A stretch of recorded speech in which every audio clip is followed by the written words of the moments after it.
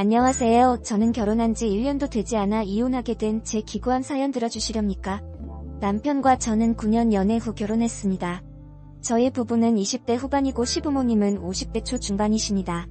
서울이 고향이었던 제가 익산에 있는 한 국립대학교에 다니면서 캠퍼스 커플로 만나게 됐고, 연애 기간 동안 평범한 연인들처럼 좋을 때도 싸울 때도 있었지만 결혼하고 나서는 싸우는 일 없이 행복하게 잘 살고 있었어요. 서로 맞추면서요. 익산 토박이인 남편은 조금 다혈질이긴 했지만 크게 성격이 모나지 않은 편이었죠. 평상시에 될 수 있으면 저한테 맞춰주려고 했던 사람이었어요. 주변 사람들한테도 잘하고 저희 부모님한테도 잘해서 주위에 흠잡힐 데 없는 사람이었고, 대학생 때 과대를 여러 번 할 정도로 리더십도 있었죠. 경제권도 저한테 다 넘기고 월급 받으면 꼬박꼬박 저한테 다 보내주고 용돈 받아서 썼고요. 그러던 어느 날 시댁으로부터 충격적인 이야기를 들었습니다. 시아버님이 3억 원에 가까운 거액의 빚을 졌다는 걸요. 빚은 도박 때문에 지게 되었고 개인은행, 카드론의 사채까지 다양한 곳에서 빚을 지셨더군요.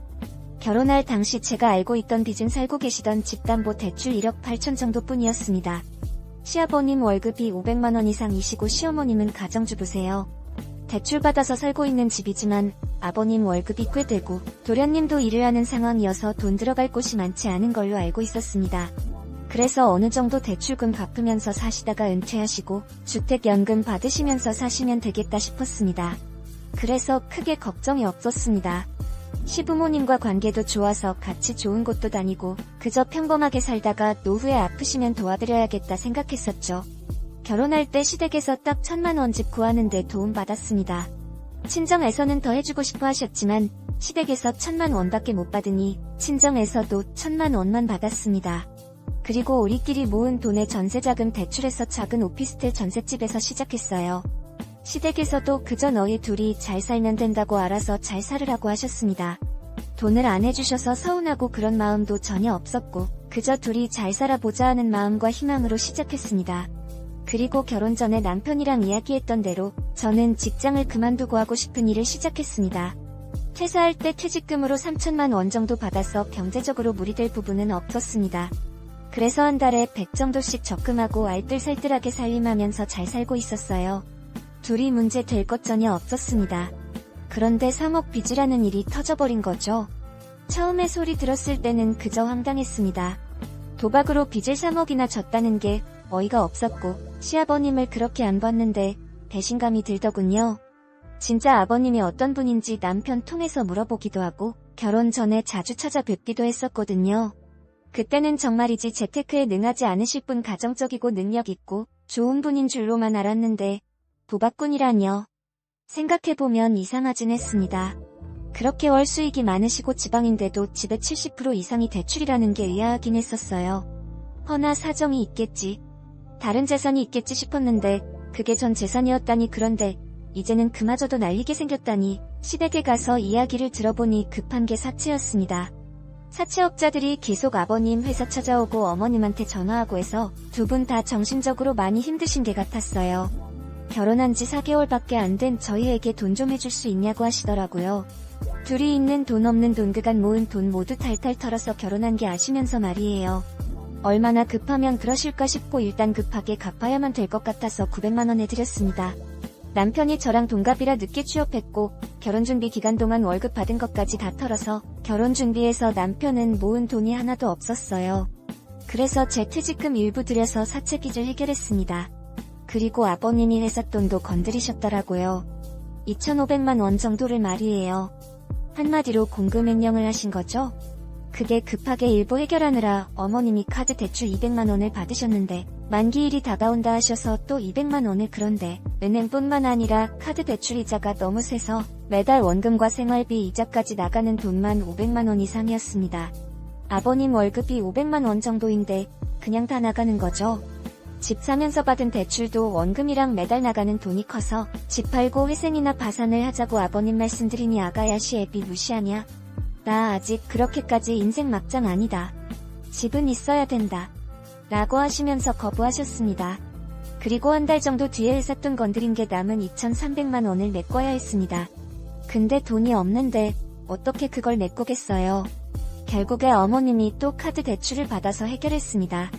처음에는 공금횡령으로 감옥을 가던 말던 알아서 하라고 하시다가 그래도 회사는 다니게 해줘야 하지 않겠냐 해서 어머님이 카드 대출을 받으신 거라 했어요.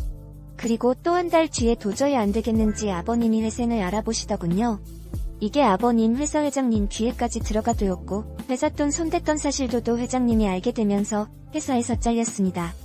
회생을 해도 6천만 원 정도는 알아서 갚으셔야 된다 하시대요. 그렇게 직장에서 잘린 이후에도 정신을 못 차리시고 매일 어디를 다니시는지 매일 밤 담배 냄새에 찌들어서 돌아오셨고 어머님이 도대체 당신 어디 다녀왔냐 따져 물으시면 생활비가 필요해서 돈을 좀 벌려고 다닌다고 하시면서 되려 숨 막히게 하지 말라며 어머님께 화를 내고 집을 뒤집어 놓으셨습니다. 그 돈은 어찌 갚으시려고 하시는 건지 답답하더라고요. 그 후 어머님은 결국 집을 파셨고 집 사면서 은행에서 받은 대출금 갚고 나니 수중에 몇 천만 원만 남더라고요. 아버님이 횡령했던 회사 공금 갚느라 어머님이 받았던 대출을 그 돈으로 해결하고 할머니한테 빌린 돈도 있어서 1,000만 원 갚고 복비 이사비까지 지출하고 나니까 결국에 남은 돈이 결국 1,000만 원 정도였습니다. 아버님은 언제부턴가 집에 들어오지 않는 날이 들어오시는 날보다 많아지셨고 어느 순간부터 집에 들어오지 않으셨습니다. 어머님은 아버님 생각만 하면 지긋지긋하다고 집에 오면 바로 이혼 도장 찍으라고 할 거라고 이혼 서류까지 준비해 두시고는 칼을 가셨습니다. 그렇게 집을 팔고 도련님이 얻은 저렴한 빌라에서 도련님이 벌어오는 돈으로 어머님과 도련님 둘이서 생활하기 시작했습니다. 처음에는 같이 으쌰으쌰 해결해 나가려고 자식들이 아버님께 연락해서 계속 어디시냐고 물어도 보고 싸워도 보고 했는데 고집이 있으셔서 맘대로 하시고 도대체 뭘 하시는지 어떻게 생활하시는지 상황 돌아가는 것도 이야기 안 해주셔서 포기했습니다. 그냥 열심히 일해서 돈 벌고 있다고만 하셨어요. 이렇게 해서 어찌어찌 아버님 포기하고 도련님 어머님만 산다고 해도 앞으로가 걱정이었습니다. 도련님도 돈 모아서 결혼해야 되는데 솔직히 상황이 이 정도면 어머님도 진작 뛰쳐나가서 일을 하셔야 하는 게 아닌가요? 자꾸 비가 오면 온몸이 뻐근하고 날이 좋아도 몸이 안 좋다고 하시면서 본인 하시고 싶은 일자리를 고르고 계시더군요. 제 생각에는 그런 거 따질 때가 아닌데 말이에요. 평상시에 요가 계속하셔서 요가 강사 자격증까지 있으시고 등산도 자주 하시고 봉사활동 같은 것도 다니셨어요. 그런 체력이면 일 못할 상태는 아니지 않나요? 저의 부부가 좀 도와드릴 수도 있지 않았냐 하실 수도 있는데 저는 결혼한 지 1년도 안 돼서 1,100만 원 해드린 상태라 더 해드리고 싶지도 않고 해드릴 수도 없는 상태였어요. 저의 부모님한테 죄송하고 아이 계획도 있어서 신혼집도 빌라로 옮길 생각이라서 돈을 보태야 했거든요. 부모님한테도 못해드린 돈 시부모님한테 더 해드리고 싶지 않았습니다. 남편도 그 부분에 동의했었고 미안해했습니다. 그리고 저희 부모님은 나중에 노후 대비해서 계속 직장 다니고 계세요. 아빠는 일하면서 무거운 물건들을 드는 경우들이 많아서 뒤에서 보면 한쪽 어깨가 틀어졌어요. 어깨에서 쾌 가서 팔도 아프시고 그래도 일하고 계세요. 엄마는 사무직인데 컴퓨터를 하루 종일 보고 있으니까 눈도 건조하고 노안 때문에 숫자도 잘 안 보이고 야근도 하시고 힘들게 일하세요. 자식들한테 피해주기 싫다고 하시면서요. 이런 부모님을 보면서 일상생활 잘하시는 어머님이 건강 때문에 일을 하는 게 망설여진다는 게 저는 도무지 이해가 되지 않을 따름이었습니다. 그래서 단돈씩 20만 원이라도 경제적 지원해드리고 싶지 않았어요. 벌써부터 해드리면 나중에 더 의지할 것 같더라고요. 남편이 전화로 일은 어떻게 할 거냐고 해야지 않냐고 여쭈니 달에 돈 10만 원씩도 안 해주면서 다 키워놨더니 엄마한테 일하라고 하냐고, 엄마 비 오면 온몸이 쑤신다고 장마철에 나가 죽으라는 거냐고, 너는 말을 꼭 그렇게 해야겠냐고 화내시더라고요. 남편은 엄마 서운한 건 알겠는데 우리가 이미 1,100만 원 빚 갚는데 보태드렸잖아요. 월 100만 원씩만 버셔도 저희 형제 부담이 많이 줄어들 것 같아요. 그리고 엄마, 노후를 위해서라도 하셔야죠. 진짜 엄마 생각해서 말씀드리는 거예요. 모든 걸 우리가 지원해드릴 능력이 안 돼요. 라고 장문의 문자를 보냈지만 일 터진 지 8개월이 지나도 어머니는 이 일은 어떻고 저 일은 어떻고 따지시며 단 한 번도 일을 나가려 하지 않으셨습니다. 제가 저희 외삼촌 식당에서 카운터 보는 게 나도 하시는 게 어떻겠냐고 말씀드린 적이 있었는데 어디 CM이를 그런 식당 아줌마를 만들려고 하는 거냐고 성을 내시더라고요. 그러면서 저보고 다시 일을 시작하라고 새파란게 젊은 애가 남편이 벌어오는 돈만 쓰고 집에서 놀기만 한다고 하시대요. 저도 다시 일을 시작할 수는 있지만 이런 상황에서는 전혀 시작하고 싶지 않았어요. 제가 일 시작하면 분명히 지원해줄게 기대하실 거고 안 해드리면 더 서운해하실 게 뻔했거든요. 안녕하세요. 저는 결혼한 지 1년도 되지 않아 남편도 처음에는 저한테 미안해하면서 1,100만 원 해줬으니 충분히 해줬고 더 해줄 필요 없다고 했었는데 나중에는 저보고 일 시작하는 거 어떻냐고 눈치를 주더라고요. 일 시작하고 수입 늘어나면 월 10만 원씩이라도 드리자고 하면서요. 하지만 제가 벌 돈들이 앞으로 태어날 제 아이, 제 집, 제 노후 등을 위해 쓰이는 게 아니라 시댁 뒷바라지에 쓰일 거라고 생각하니 끔찍하고 싫었습니다. 솔직히 거의 월마다 시댁 쪽에 경조사 있어서 10만 원씩은 드리고 있었어요. 친정 쪽은 생일, 어버이날, 명절 때만 드렸고요. 귀한 딸 힘들게 키워놨더니 시댁 뒷바라지나 하는 거 보시면 저희 친정 부모님이 얼마나 속 터지시겠어요. 그런 모습 보여드리고 싶지도 않았어요. 친정집에서 김치 얻어가는 것도 죄송했습니다. 친정에서는 뭘 계속 주려고 하셨는데 그럴 때마다 속상했어요. 있을 때 잘해드리지라는 말도 하실 수 있어요. 하지만 저는 이런 끔찍한 상황은 아버님, 어머님이 만드셨다고 생각해요. 아버님이 회사 핑계대고 모아놓은 돈을 계속 가져가셨어요. 적은 돈도 아니고 큰돈 몇백, 1,000만 원 이런 식으로요. 근데 그때마다 어머님은 그냥 방관하신 거예요. 아버님 성격이 워낙 큰 소리치고 그런 성격이라 싸우다가 포기하고 놓아버리신 거죠. 그리고 그 방관이 그 상황을 만든 겁니다. 그렇기에 두 분이 열심히 해결할 의지가 있어야 된다고 생각하는데 아버님 위에 말씀드린 상태이시고 어머님은 본인은 마냥 피해자라고 생각하시고 그래서 의지가 안 보이니 추가적으로 지원해드리고 싶지도 않고 그러더군요. 밑 빠진 독에 물 붓기라는 생각만 들어서요. 남편이 점점 힘들어하더라고요. 처음엔 티를 안 냈는데 날카로워지고 밤에도 술 먹고 늦게 들어오고 새벽에 들어오는 날도 많아졌습니다. 부모님은 부모님대로 아내인 저는 저대로 남편한테 화내고 하니까 속상해서 저러나 했어요. 남편은 아버님이 말씀하시기 전까지 정말 이런 일에 대해서 전혀 모르고 있었다고 했거든요. 평소에 경제적인 부분에 크게 관심이 없어 보였어요. 저한테 경제권을 완전 맡겼었고 돈 욕심 이런 것도 전혀 없어 보였고 소소하게 우리가 할 수 있는 선에서 열심히 살면서 살림 키워나가자 했었어요. 저도 그렇고 남편, 도련님까지 부모님한테 뒤통수 맞은 거인 줄 알았습니다. 남편도 피해자라는 생각에 남편이 너무 안쓰러웠고 아무리 술 먹고 늦게 들어와도 새벽에 들어와 술 주정을 부려도 다 이해해주려고 했습니다. 기죽어 들어온 남편을 꼭 안아주고 그래 다음 달부터 다시 일 시작해야겠다 결심했습니다. 그리고 남편한테 다음날 아침 말했어요. 다음 달부터 출근하기로 결심했다고. 남편이 혹시 본인 부모님 빚 때문에 그런 거냐고 하면서 눈물을 머금은 채 말하는데 저도 그 모습을 보고 눈물이 나더라고요. 진짜 아침 대바람부터 둘이 부둥켜 안고 펑펑 울었네요. 열심히 살아보자고 대신 어머님 일하시는 게 설득, 멈추지 말자고도 했습니다. 그렇게 저는 일자리를 구했고 출근을 예정일보다 더 일찍 시작했어요. 제가 하는 일이 전문직은 아니지만 워낙 수요가 많은 업종이라 쉽게 일을 구했습니다. 남편과는 주말에 데이트도 하면서 여전히 신혼의 단꿈에 젖어 있었어요. 그러다가 그날 그것을 알게 된 겁니다. 그날은 제가 몸살이 심해서 사장님께 양해를 구하고 출근했다가 몇 시간 후에 병조퇴를 했던 날이었습니다. 남편이 걱정할까봐 조퇴한다는 말은 안 했고 그냥 몸이 좀 안 좋다고만 했었어요. 남편은 너무 걱정된다고 하면서 병원에 꼭 가라고 해주었고 중간중간 전화를 하면서 챙겨주었습니다.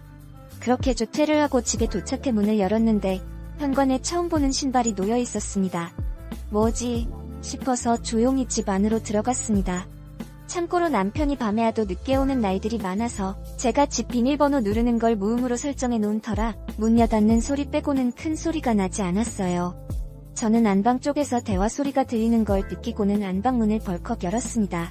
그런데 그곳에 연락 없으셨던 시아버지와 출근한 줄로만 알았던 남편이 있는 게 아니겠어요? 아버님, 여긴 어쩐 일이세요? 당신, 왜 이 시간에 집에 있어? 아버님과 남편은 깜짝 놀라더니 둘 다 어버버하면서 뭐라 변명을 해대는데 둘이 하는 말이 맞지 않더군요. 아버님은 남편이랑 점심을 먹으려고 왔다고 했고 남편은 아버님이 아프셔서 같이 병원을 가려고 만났다고 했습니다. 그리고는 둘이서 서로 눈빛을 주고받더니 병원 갔다가 점심을 먹으려고 만났다고 하는데 영 느낌이 세 하더라고요. 그래서 알겠다 하고 그럼 병원은 다녀오셨냐 했더니 지금 병원에 안 그래도 가려고 한다고 했습니다. 저는 당시 몸이 너무 안 좋은 상태라 몰아따져 묻기도 피곤했고 힘들어서 알겠다고 말하고 둘을 보내고 안방에서 한숨을 잤습니다. 그렇게 한숨 자고 일어나니 좀 몸이 개운해지면서 동시에 남편과 아버님이 영 수상하더라고요. 남편은 아버님이랑 연락이 영 안 돼서 답답하다고 바로 그날 오전에도 카톡으로 말했었거든요. 저에게 뭔가 숨기는 게 있는 것 같았습니다. 허나 그게 뭔지 알 방도가 없으니 답답할 따름이었어요. 그냥 저는 바로 남편이 저녁에 오자마자 물어봤습니다.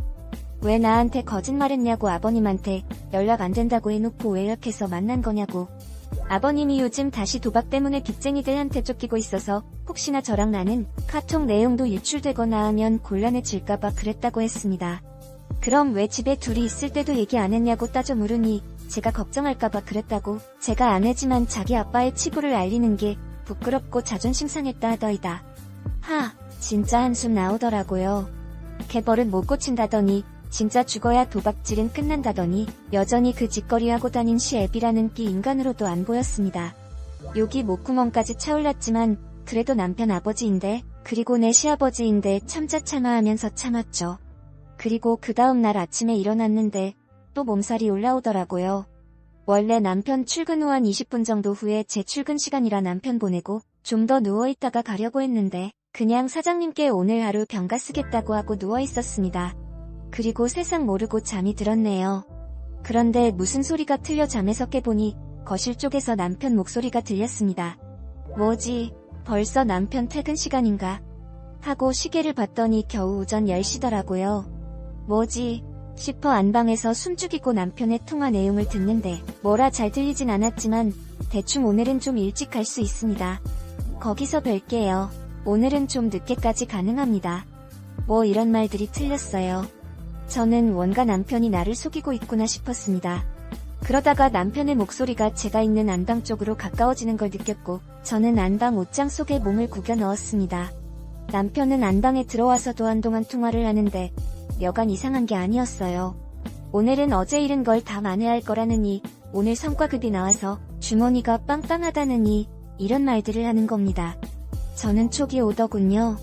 남편이 나가는 소리를 듣자마자 저는 옷을 대충 갈아입고 모자를 눌러 쓴 채 남편의 뒤를 따랐습니다. 2층 오피스텔이라 계단으로 급하게 따라 엘리베이터를 따라 내려가니 남편이 급하게 걸어서 어디론가를 가더라고요. 저도 따라갔습니다. 그런데 골목길에 들어서자 저희 시아버지가 남편 앞에서 손을 흔들고 계셨습니다. 저는 뭐지? 이 부자가 도대체 뭘 하려는 거야? 설마 하면서 몰래 뒤따라갔습니다. 다행히 저인 걸 눈치 못 챈 것 같았고 둘은 뭐가 그렇게 신났는지 열심히 한 5분을 걷더니만 집 근처에 있는 한 모텔로 들어갔습니다. 저는 부자가 모텔 한방에서 도대체 뭘 하려는 건가 너무 이상해 급하게 들어갔는데 사라지고 없더군요. 그래서 제가 그럼 혹시 장기 투숙객은 없냐 했더니만 있지만 고객 보안상 절대 말씀 못 드린다고 나가라고만 했습니다.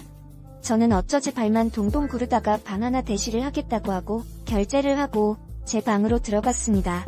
그리고 복도로 나가 남편에게 전화를 걸었어요. 혹시나 방 안에서 전화벨 소리가 들리진 않을까 실낱 같은 희망을 품고요. 그런데 정말 가까운 복도 쪽에서 전화벨 소리가 들렸습니다. 저는 뭐지? 하고 급하게 제 방으로 들어가 살짝 문을 열고 복도를 살폈더니 제 남편이라는 놈이 복도 벽에 기대서 제 전화를 받는 게 아니겠어요? 저는 떨리는 목소리로 작게 여보 지금 어디야? 라고 물었고 제 남편은 아주 천연덕스럽게 어디긴 일하고 있지 거래처 왔어 라고 하더군요. 오늘 일찍 와 같이 저녁 먹고 싶어 라고 하자 어쩌지 거래처 부장님이 오늘 술 한잔 하자고 하시네. 우리 회사 가을이라서 어쩔 수가 없을 게 같아 이해해줘 하면서 애교 섞인 목소리로 말하더니만 여보 미안해 나 지금 끊어야 돼서 또 연락할게 하더니만 전화를 뚝 끊더이다. 저는 문틈 사이로 남편이 들어가는 방 방향을 캐치한 후 바로 나와서 그 방 문을 미친 듯이 두드렸습니다. 그랬더니 한참 뒤 남편이 아니라 우락부락한 목부터 팔까지 문신도배된 남자 한 명이 문을 열더니만 짜증스러운 목소리로 누구냐고 묻더군요. 저는 바로 그 모텔 방 안을 스캔했습니다. 그 방 안에는 담배 냄새가 너무 자욱해서 선명하게 보이지 않았지만 초록색 테이블이 하나 놓여져 있었고 거기에 여러 명의 사람들이 카드 같은 것을 가지고 게임을 하는 듯했어요. 제가 거기에 서서 한참을 멍 때리자 저를 발견한 남편과 시아버지라는 스가 그 테이블 아래에 급하게 숨더군요. 진짜 그 모습을 혼자 보는 게 아까울 정도로 어이없고 웃겼습니다. 웃으면 안 되는 진짜 심각하고 화나는 상황이었는데 웃음이 나오대요. 저는 죄송합니다. 잘못 왔습니다 라고 말한 후 바로 제 방으로 급하게 들어와 경찰에 신고를 했고, 경찰은 바로 그 모텔방을 급습해서 제 남편과 시아버지를 비롯해서 일당들을 검거했습니다. 그리고 경찰서에서 알게 된 사실, 남편은 시아버지의 도박을 모른 게 아니라 함께 해왔었고, 그간 도박 빚은 시아버지 혼자의 빚이 아니라 함께 빌린 거였던 겁니다. 그래서 어머님도 저희가 그 빚을 갚는 게 당연하다고 하셨던 거고요. 저는 사기 결혼으로 고소하려 했지만 변호사는 그저 이혼 소송과 위자료 청구 소송 정도만 가능하다고 하셨고, 긴 소송 끝에 결국 작은 위자료 몇천만 원을 받게 된 게 전부입니다. 아무것도 남지 않은 제 1년 동안의 결혼 생활 찢어지고 찢긴 가슴은 1년이 지나도 10년이 지나도 나아지질 않을 것 같습니다. 가족 사기단에 속은 제 이야기, 제가 생각해도 소설 같고 드라마 같네요. 남편도 처음에는 저한테 미안해하면서